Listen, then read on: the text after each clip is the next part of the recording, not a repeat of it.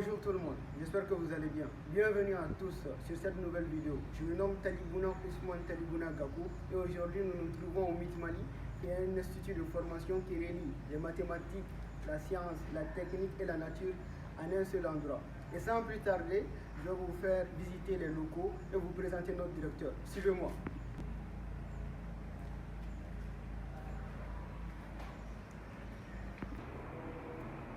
Ici, nous nous trouvons dans la salle d'accueil où se trouve notre manager. Bonjour monsieur. Bonjour. Ça va bien? Oui, ça va et vous monsieur? Oui, ça va, Dieu merci. Okay. Je réponds à l'identité Keita Mahamadou Djamé. Je suis le manager de MIT Mali.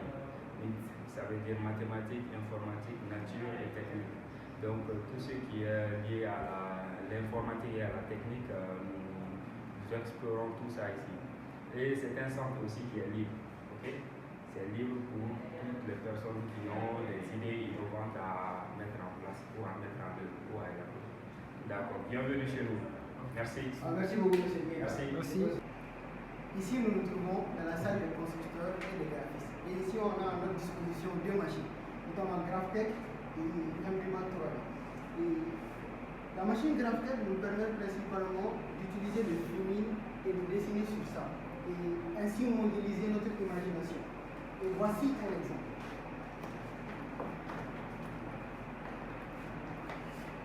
Comme vous pouvez le constater, on a fait des dessins de fleurs qu'on a directement transférés à l'ordinateur et la machine s'est directement occupée de tracer les dessins qu'on a découpés plus tard.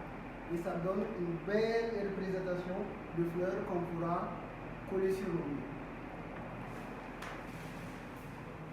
Ici, nous nous trouvons dans la salle réservée à l'électronique. C'est ici qu'on fait principalement nos branchements électroniques. Aussi, on fait nos expériences avec l'Arduino et beaucoup de choses de la programmation aussi. Il y a les places réservées pour la programmation et tout un tas de trucs, des petites expériences qui sont bénéfiques à nos projets. Maintenant, on va aller dans la salle consacrée à la mécanique.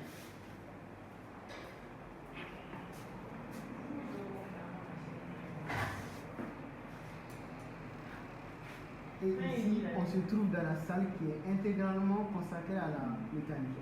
On a ici des machines comme Roland qui nous permettent d'agrafer des écrits sur des plaques ou même d'usiner certaines plaques pour leur donner certaines formes. On a aussi une perceuse à notre disposition. Et aussi un petit modèle de Roland pour faire d'autres expériences avec. Et sans plus tarder, je laisse la parole à notre spécialiste qui va vous expliquer le fonctionnement de notre machine Roland. Bonjour monsieur. Bonjour. Comment allez-vous? Je vais bien. Ok. Nous aimerions savoir d'abord votre prénom et votre nom. Et aussi, qu'est-ce que vous faites principalement avec Roland et comment vous l'utilisez? Bon, déjà, je m'appelle Arama Dambélé. Bon, on utilise Roland pour faire des gravures sur du métal, du bois et d'autres matériaux. Comme exemple, je peux vous montrer ceci. Ça.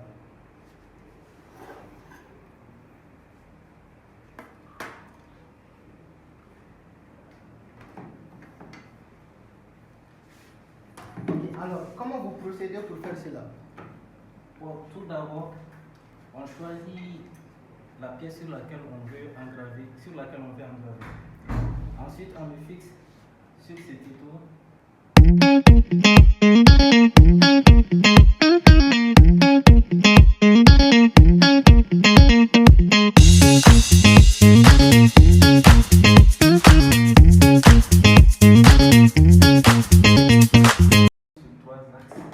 X, Y et Z. Nous allons essayer de mettre les Z à 11 mm.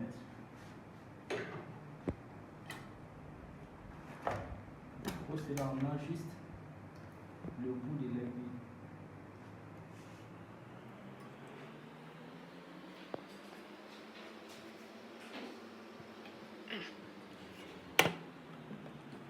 Après ça, on ferme le capot. Bon, ici nous utilisons à peu près 3 logiciels. On a WinCam Pro, Roland Virtual Modela et Docteur Angra, nous allons lancer le programme.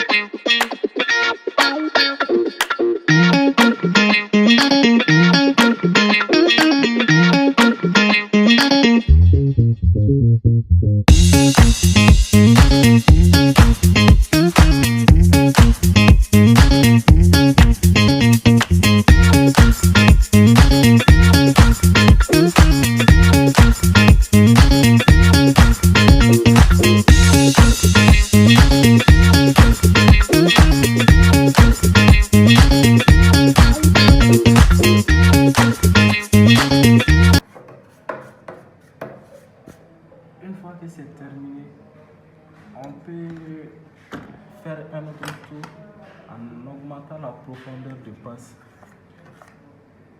Mais comme pour aujourd'hui c'est un test, on préfère laisser comme ça. On peut même engraver sur du verre.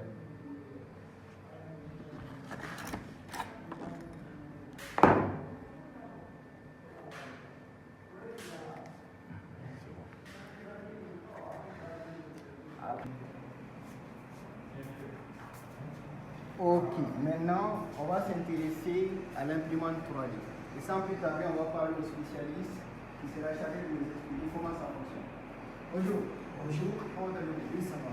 Pouvez-vous nous expliquer un peu comment marche l'imprimante 3D et comment on fait pour l'utiliser? Bonjour à tous, je suis Moustapha Bouaré, étudiant en génie mécanique, niveau master. Aujourd'hui, nous sommes dans la séance de l'impression 3D. D'abord, l'impression 3D, c'est la réalisation des objets réels à dimension 3, comme le dit son nom. Donc, ici, nous avons une imprimante de marque Elogo Neptune 3 Pro. Donc, ça, c'est une marque d'imprimante qui est là. On a plusieurs types d'imprimantes qui sont sur le marché. Mais aujourd'hui, je vais essayer de vous expliquer les fonctionnalités de cette imprimante. Ici, nous avons le craquage, c'est-à-dire le cadre de machine. C'est l'élément, c'est la structure principale. Donc, il permet de supporter les éléments mobiles tels que l'extrudeur, le plateau, etc. Donc, après ça, nous avons ici une bobine de filament qui est le matériau principal que l'imprimante va utiliser pour réaliser les pièces. Et après, nous avons l'extrudeur. L'extrudeur, lui, il est là. Il permet d'abord de faire tirer le volume de filament. Donc, il va le faire fondre et le déposer couche par couche sur notre plateau afin de former la pièce. Donc, après ça, nous avons l'extrudeur qui va être soumis à deux mouvements. Il y a un mouvement vertical et un mouvement horizontal. Tout comme le plateau aussi, lui va être déplacé horizontalement. Maintenant, la partie inférieure que nous avons ici, ça c'est la partie électronique. La partie électronique qui est composée de certains moteurs, des moteurs qui vont permettre au l'extrudeur de se déplacer et au plateau de se déplacer. Et également, nous avons la génératrice qui est là pour assurer la quantité d'électricité que l'imprimante doit consommer.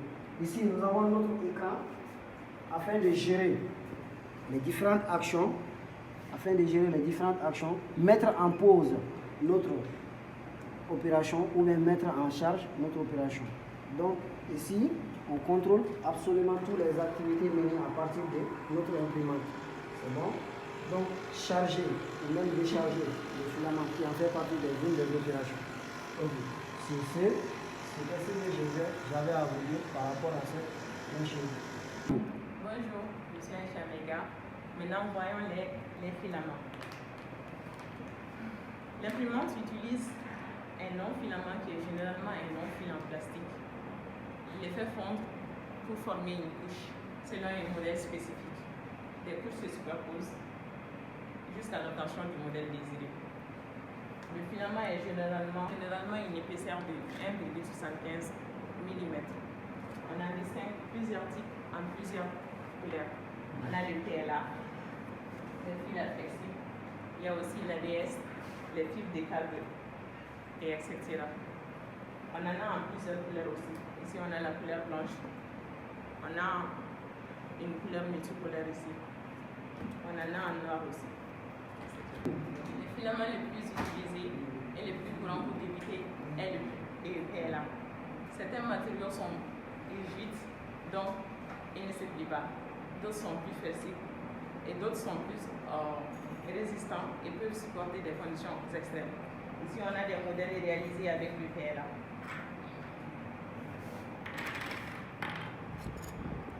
On a ici la colle pour assurer l'adhérence entre la plaque et le modèle et une spatule pour décoller le modèle à la fin.